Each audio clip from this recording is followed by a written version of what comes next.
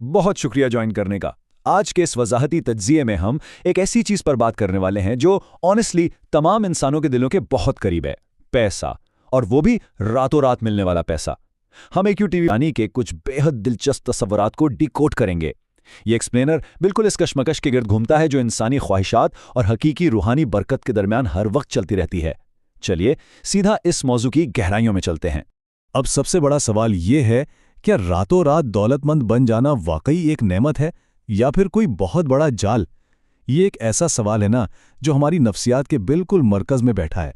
गौर किया जाए तो आसानी से आने वाला पैसा और ऐशो इशरत की कशिश से बचना सच में आसान नहीं होता, लेकिन जब ये सब अचानक बिना किसी मेहनत के मिलने का ख्वाब देखा जाए तो क्या नतीजा वाकई फायदेमंद होता है, या फिर इंसान किसी ऐसी अंधी खाई में गिर जाता है जहां से वापसी नामुमकिन हो? यही वो बुनियादी पॉइंट है जिस पर आज की सारी डिस्कशन बेस्ड है। तो पहले हिस्से की तरफ आते हैं, the desire for quick wealth, यानी फौरी दौलत की तलब। दुनिया भर में लोगों की ये बड़ी आम सी ख्वाहिश रही है कि किसी न किसी तरह बस लंबे और मेहनत तलब रास्तों से बच लिया जाए, राइट? रातों रात कामयाबी का जो ये फरेब है ना, ये आजकल एक आम बीमारी की तरह फैल चुका है। यहाँ पॉइंट आउट करते हैं कि लोग अब आहिस्ता आहिस्ता कदम ब कदम वेल्थ बिल्ड करने के बजाय बस चंद दिनों या रातों में मिलीनियर बनने के ख्वाब देखते हैं। इस इल्यूजन का सबसे बड़ा खतरा दरअसल ये है कि ये हकीकी जद्दोजहद की वैल्यू को बिल्कुल ख़त्म कर देता है। जब कामयाबी बिना किसी मेहनत या सब्र के मिलती है तो उसमें वो वज़न और ठहराव नहीं होता जो एक तवील सफ़र के बाद मिलने वाली मंजिल में होता है। इंसान को लगता है कि पैसा आते ही सारी परेशानियां छूमंतर हो जाएंगी, जबकि बिना बुनियाद की इमारत तो किसी भी वक्त गिर सकती है। अब देखते हैं कि लोग आमतौर पर किन माली शॉर्टकट्स के पीछे भागते हैं। इनमें लॉटरीज, जैकपॉट्स और रातों रात अमीर बनने वाली क्विक रिच स्कीम शामिल हैं। ये रास्ते ज़ाहिरन बहुत पुरकशिश लगते हैं क्योंकि ये एक ही झटके में मुकम्मल जिंदगी तब्दील करने का वादा करते हैं, लेकिन यहाँ एक बहुत बड़ा झोल है। ये इंसानी जहन को असलियत से काटकर महज किस्मत और इत्तेफाक पर डिपेंडेंट कर देते हैं। इन शॉर्टकट्स का नशा एक ऐसी लत बन जाता है जहां मेहनत की बजाय इंसान किसी ऐसे मख्फी जादू का इंतजार करने लगता है जो शायद कभी सच ही ना हो। अब आगे बढ़ते हैं दूसरे हिस्से की तरफ जो हैं कॉन्सिक्वेंसेस ऑफ टेम्परेरी शॉर्टकट्स, आर्जी शॉर्टकट्स के नताइज। जब लालच में आकर इन वक्ती रास्तों को अपनाया जाता है तो आखिर नतीजा निकलता क्या है? इस कंपैरिजन पे गौर करते हैं। एक तरफ दुनियावी शॉर्टकट्स हैं जैसे लॉटरीज और जुआ, और दूसरी तरफ रूहानी रास्ते हैं जो सब्र और बरकत पर मबनी होते हैं। इन दोनों में ज़मीन आसमान का फ़र्क है। दुनियावी शॉर्टकट्स बिल्कुल एक अचानक आने वाले तूफान की तरह होते हैं। एक वक्ती जोश ज़रूर होता है, लेकिन इनमें मुस्तकिल ठहराव नहीं मिलता। अगर एक बार जैकपॉट लग भी जाए तो इस बात की क्या गारंटी है कि ये सिलसिला बार बार चलता रहेगा? इसके बिल्कुल बरअक्स बरकत और सब्र पर मबनी रूहानी रास्ते एक घने दरख्त की तरह हैं। इन्हें परवान चढ़ने में थोड़ा वक्त ज़रूर लगता है, लेकिन इनकी जड़ें मजबूत होती हैं और ये हमेशा फल देते हैं। फरमाते हैं कि अल्लाह रहीम और करीम है और उसने उन्हीं रास्तों में बरकत रखी है जिन पर वो इंसान को चलना देखना चाहता है। ये पॉइंट एक्चुअली बहुत गहरा है।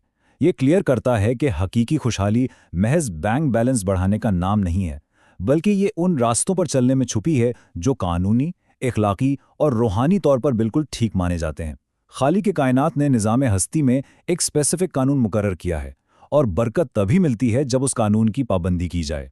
सोर्स के मुताबिक जब रूहानी रास्तों को छोड़कर गलत शॉर्टकट्स अपनाए जाते हैं तो उसके नताइज बेहद संगीन हो सकते हैं। इनमें जुए की लत लग जाना, शराब नोशी की आदतें और मुख्तलिफ शैतानी आमाल में इन्वॉल्व होना आम तौर पर देखा गया है।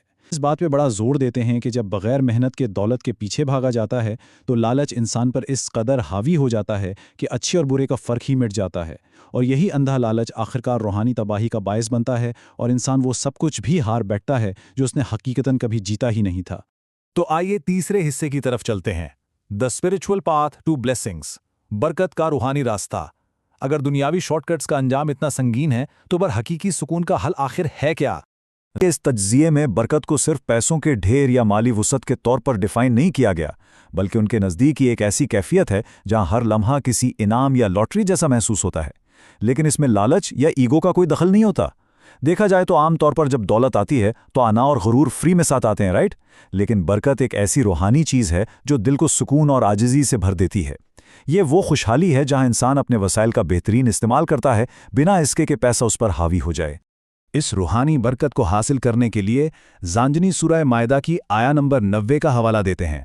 یہ مخصوص آیت بنیادی اہمیت کی حامل مانی جاتی ہے کیونکہ یہ انہی شیطانی اعمال، جوئے اور غلط راستوں کی نشاندہی کرتی ہے جن کا ہم نے ابھی ذکر کیا۔ ان کے مطابق اس آیت کی تلاوت انسانی زندگی کے معاملات کو بہتر بنانے اور برکتوں کو اٹریکٹ کرنے کی بنیاد فراہم کرتی ہے۔ یہ آیت انسان کو انہی مخلص راستوں پر واپس لاتی ہے جہاں خالق کی خوشنودی اور برکت دونوں پوشیدہ ہیں۔ چوتھا حصہ، دا 7 ڈے وظیفہ پریکٹس، 7 دن کا وظیفہ۔ اب ہم اس مخصوص روحانی پریکٹس کا جائزہ لیتے ہیں جو خود تجویز کی ہے۔ اس عمل کے سٹیپس کو سورس میں بڑی ڈیٹیل کے ساتھ بیان کیا گیا ہے۔ یہ بالکل سٹیپ بائی سٹیپ پروسیس ہے۔ پہلا قدم عصر کی نماز کی ادائیگی ہے۔ اس کے فوراً بعد 14 مرتبہ درود پاک پڑھنا تجویز کیا گیا ہے۔ اس کے بعد اصل حصہ شروع ہوتا ہے جہاں سورہ مائدہ کی اس آیا 90 کو مکمل یکسوئی کے ساتھ 90 دفعہ پڑھنا ہوتا ہے، اور پھر اسے آخر میں دوبارہ 14 مرتبہ درود پاک پڑھ کر مکمل کیا جاتا ہے۔ یہ ایک پراپر روحانی ریچول ہے جو ذہن اور روح کو ایک ہی مقصد پر فوکس کرنے کے لیے ڈیزائن کیا گیا ہے۔ لیکن یہاں ایک شرط ہے، اس عمل میں تسلسل یعنی کنسسٹنسی بے حد ضروری قرار دی گئی ہے۔ دعویٰ کرتے ہیں کہ اسے بغیر کسی ناغے کے مسلسل 7 دن تک کرنا لازمی ہے۔ یہ چیز مستقل مزاجی کو درشاتی ہے۔ دیکھا جائے تو کسی بھی روحانی عمل کی اصل طاقت اس کے لگاتار ہونے میں چھپی ہوتی ہے۔ 7 دن تک روزانہ اس عمل کو کرنے کا اصل مقصد شعور میں اس تبدیلی کو پختہ کرنا ہے جو فوری دولت کی لالچ کو ایک حقیقی برکت کی طلب میں بدل دے۔ اس عمل کے دوران جس مخصوص فزیکل ٹول کا ذکر کیا گیا ہے وہ ہے اونٹ کی ہڈی کی تسبیح، یعنی دا کیمل بون تسبیح۔ سورس اس تسبیح کے استعمال پر خصوصی زور دیتی ہے کہ اس پڑھائی کے دوران اسپیسیفکلی یہی استعمال کی جائے۔ کے مطابق اس تسبیح کے کچھ بہت اسپیسیفک روحانی فوائد ہیں۔ یہ تصور کیا جاتا ہے کہ یہ نیگیٹو انرجی کو جذب کرنے کی صلاحیت رکھتی ہے۔ ان کا دعویٰ ہے کہ یہ جسم اور دماغ دونوں سے منفی اثرات کو چوس لیتی ہے، شعور کو کلیئر کرتی ہے اور روزمرہ کے معاملات کو بہتری کی طرف لے جاتی ہے۔ ایک طرح سے سوچا جائے تو یہ تسبیح ایک روحانی فلٹر کا کام کرتی ہے۔ جیسے ایک فلٹر پانی سے آلودگی نکالتا ہے نا، بالکل ویسے ہی یہ ان کے دعوے کے مطابق انسان کے ارد گرد موجود منفی خیالات اور لالچ کی آلودگی کو صاف کرنے میں مدد کرتی ہے۔ اس سارے عمل کے نتیجے میں جو آخری وعدہ سورس نے کیا ہے وہ کچھ اس طرح سے ہے کہ ہر لمحہ انعام اور لاٹری سے بھرپور ہوگا۔